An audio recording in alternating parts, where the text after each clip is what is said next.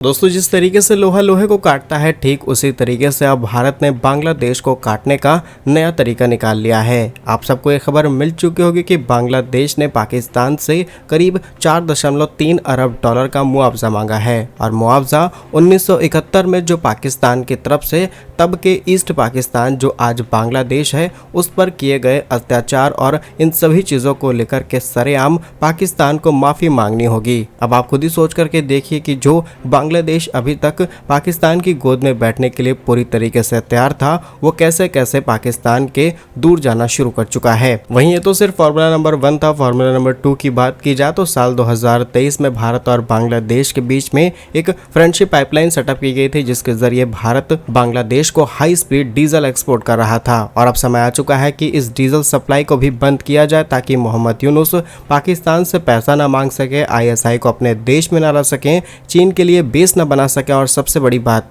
कि पश्चिम बंगाल के अंदर हो रही हिंसा पर अपने जबरदस्ती के बयान थोपने की कोशिश ना करें। आइए आज के इस वीडियो में दोनों ही अपडेट डिटेल्स में आपको बताते हैं। यदि आपको हमारा काम पसंद आए तो वीडियो को लाइक और चैनल को सब्सक्राइब जरूर कीजिएगा। तो बड़ी खबर यह है कि बांग्लादेश और पाकिस्तान के बीच 15 सालों बाद विदेश सचिव स्तर की बैठक हुई, जिसमें बांग्लादेश ने कई पुराने और संवेदनशील मुद्दों को उठाया। साथ ही इस दौरान बांग्लादेश ने पाकिस्तान से साल 1971 में हुए अत्याचारों को लेकर के सार्वजनिक माफी मांगने को कहा और बांग्लादेश विदेश मंत्रालय ने कहा कि इस बातचीत में दोनों देशों के बीच अब कई मुद्दे अनसुलझे हैं। खासतौर पर 71 में पाकिस्तान सेना द्वारा किए गए अत्याचारों का जिक्र किया गया और बांग्लादेश ने कहा कि इन घटनाओं के लिए पाकिस्तान को आधिकारिक रूप से माफी मांगनी चाहिए। हम आपको बताएं 1971 में हुआ क्या था। हुआ यह था कि बांग्लादेश जो कि तब का ईस्ट पाकिस्तान से वहां की औरतें, बच्चे, बूढ़े, किसी की ना तो उम्र देखी गई न जेंडर देखा गया, वो हालात किए गए थे। यहाँ तक कि इस तरीके के स्टेटमेंट्स दिए गए थे कि यहाँ के लोगों का ऐसा हाल करो कि आने वाली जनरेशन सही ढंग से पैदा ना हो पाए। अब बाकी आप खुद अंदाजा लगा सकते हैं कि किस लेवल पर दुश्मनी खड़ी हो गई थी। और ये वही साल है जिस समय भारत ने रूस के साथ समझौता साइन करते हुए बांग्लादेश को पाकिस्तान से आजादी दिलाई और बांग्लादेश बनाया, जिसे आज बांग्लादेश बिल्कुल भूल सा गया है और भारत के एहसान को पूरी तरीके से नजरअंदाज किया जा रहा है। भारत ने इतना बड़ा रिस्क लिया था क्योंकि उस समय पाकिस्तान और अमेरिका काफी ज्यादा क्लोज आ चुके थे भारत के परमाणु हथियार डेवलपमेंट की वजह से और अमेरिका भारत पर हमला करने वाला था। अगर हम 2 से 5 दिन लेट हो जाते तो शायद अमेरिका का भारत पर हमला भी हो जाता। लेकिन पाकिस्तान और बांग्लादेश के बीच रिसेंटली हुई बैठक से एक और खबर सामने निकल के आई, जब बांग्लादेश के विदेश सचिव मोहम्मद जसीम उद्दीन ने बताया कि पाकिस्तान ने अच्छे और स्थायी रिश्ते बनाने के लिए पुराने मामलों को फिर से उजागर करना शुरू किया है और कहा गया कि बांग्लादेश ने 4.32 अरब डॉलर की वित्तीय सहायता देने के भी मुद्दे को सामने रखा है। लेकिन पाकिस्तान ने हाँ करते हुए सारी बात को एक्सेप्ट कर लिया। अब सवाल ये है कि पाकिस्तान ये पैसा कहां से लाएगा। पाकिस्तान खुद दुनिया भर के अंतर्राष्ट्रीय बैंकों के सामने हाथ फैला करके कर्जा लेता है, मिडिल ईस्ट भाग जाते हैं पैसा लेने के लिए। पाकिस्तान अपने देश की संपत्तियों के काफी बड़े हिस्से को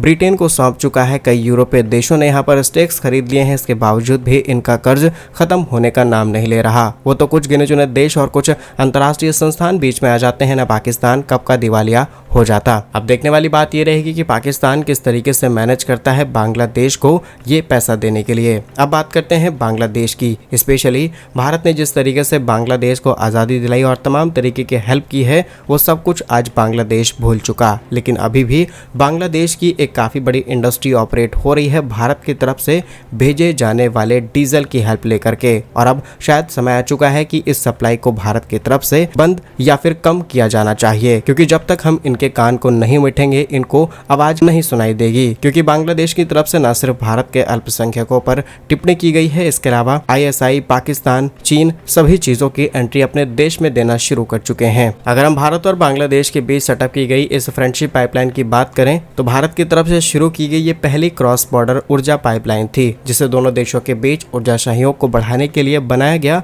और इस पाइपलाइन का निर्माण में करीब 377 करोड़ रुपए खर्च किए गए, जिसमें बांग्लादेश को पड़ने वाले हिस्से की लागत करीब 285 करोड़ रुपए थी और यह खर्च भारत सरकार ने ही वहन किया था। यह पाइपलाइन भारत के सिलीगुड़ी पश्चिम बंगाल से शुरू होकर के बांग्लादेश के पर्वतीपुर दिनाजपुर जिले तक जाती है। इसकी लंबाई 130 किलोमीटर की है, जिसमें 5 किलोमीटर का हिस्सा सिर्फ भारत में है, बाकी का बचा हुआ 125 किलोमीटर का हिस्सा बांग्लादेश के अंदर मौजूद है। इस पाइपलाइन की क्षमता 1 मिलियन मैट्रिक टन के आसपास की इसी पाइप से हम हाई स्पीड डीजल एक साल में बांग्लादेश को एक्सपोर्ट करते हैं। मुख्य रूप से बांग्लादेश के 7 जिले जैसे कि दिनाजपुर, नीलफामारी, लाल मोनिरहाट, जहां पर बांग्लादेश एक पुराने अंग्रेजों के टाइम पे पड़े हुए बेस को फिर से रिस्टोर करना चाहता है और यहाँ पर चाइनीज फाइटर जेट्स को लेना चाहता है। और कहना गलत नहीं होगा कि भारत की इसी डीजल सप्लाई का इस्तेमाल कल को उन पाकिस्तानी या फिर उन चाइनीज हथियारों के अंदर फ्यूलिंग के लिए भी किया जा सकता है। तो ये बड़ी दुख की बात रहेगी भारत के लिए और भारत को सच में ये चीजें रोकनी होगी, क्योंकि हम ही तुम्हें डीजल दे रहे हो और तुम उसी डीजल का इस्तेमाल करोगे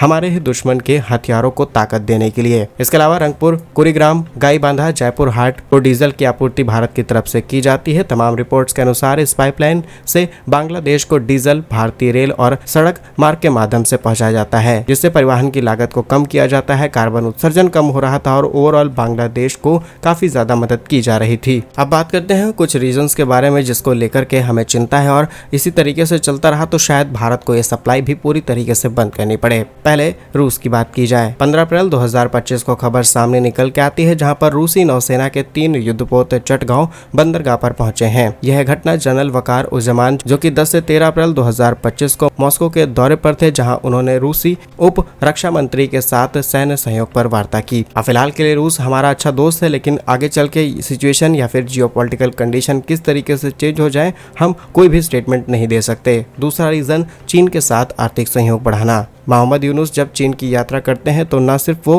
भारत के नॉर्थ ईस्ट को लैंडलॉक बताने का काम करते हैं, बल्कि चीन की यात्रा के दौरान बांग्लादेश अपने आप को किंग बताने की कोशिश करता है। वहीं चाइनीज गतिविधियों को तेज किया जा रहा है बांग्लादेश के अंदर और फ्यूचर में चाइनीज हथियारों को लाने की तैयारी है, लेकिन बांग्लादेश की सेना इस चीज के बिल्कुल अगेंस्ट काम करती है। फिलहाल के लिए बांग्लादेश के आधुनिकीकरण और मोंगला पोर्ट को डेवलप करने के लिए चीन से $400 मिलियन की सहायता की मांग की जा चुकी है। तीसरा रीजन पाकिस्तान और ISI की एक्टिविटियां यहां पर बढ़ चुकी हैं। स्पेशली राजधानी ढाका की बात की जाए तो ये गतिविधियां बहुत ज़्यादा तेज हुई हैं। बताया जाता है 3 से 4 बार पाकिस्तान के हेड्स यहां पर विजिट कर चुके हैं और बांग्लादेश में हिंदुओं पर जो हमले हो रहे हैं ये तो रुकने का नाम नहीं ले रहे और साल 2024 से अब तक 3600 से भी ज़्यादा घटनाएं हमारे सामने आई हैं। और मोहम्मद यूनुस एक ऐसा व्यक्ति है जो कि पूरी तरीके से एक रिलीजन की तरफ जा चुका है और जिस तरीके से वो फैसले ले रहा है डेफिनेटली ये भारत के लिए दिक्कत बड़ी खबर है। और चौथा बड़ा फैसला जिसमें बांग्लादेश ने अपने ही पैर पर कुल्हाड़ी मारी है।